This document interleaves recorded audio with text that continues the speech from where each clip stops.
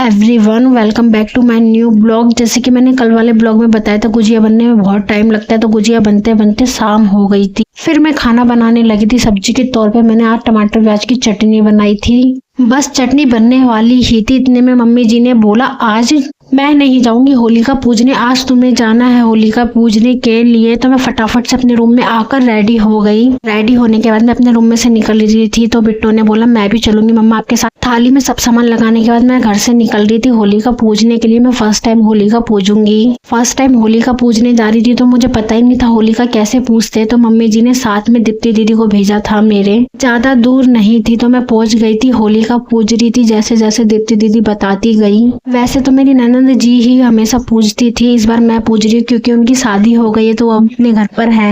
होलिका पूजने के बाद मैं आ गई थी अपने रूम में। गर्मी लग रही थी तो फैन ऑन करा, आराम से बैठकर पहले फैन की हवा ली, फिर उसके बाद कपड़े चेंज कर लिए। बस थोड़ी देर ही रूम में बैठी, उसके बाद मैं आ गई थी नीचे। मम्मी जी तो होलिका रखने की तैयारी कर रही थी। मम्मी ने पूज दिया था, फिर आखड़ एक एक करके रखती जा रही थी। हमारे यहाँ घर पे भी होलिका पूजी जाती है, उसके बाद जलाई जाती है। ये प्रोसेस कंप्लीट होने के बाद इसको रख देंगे ऐसे ही। जब इसका टाइम होगा जलाने का तो इसको जलाएंगे। वैसे तो जब छोटी होली रहती थी तब हम सुबह के 5 बजे जलाते थे, लेकिन होलिका आज ही जलाई जाएगी। रात होते ही हम आ गए थे छत पे होलिका जलाने के लिए। होलिका में जो भी रखे जाते हैं जलाए जाते हैं, तो मम्मी ने शुरुआत करी थी और उसके बाद फिर सबको बांट दिए थे। एक एक फैमिली के सभी सदस्य जो को होलिका में डालते हैं। अब बिट्टू की बारी आ गई थी जो को होलिका में डालने की, लेकिन ये तो बहुत ज्यादा डर रही थी तो दूर से फेंक दे रही थी। अब मिलते हैं नेक्स्ट ब्लॉग में। अगर ब्लॉग अच्छा लगा तो लाइक एंड सब्सक्राइब करना ना भूलें।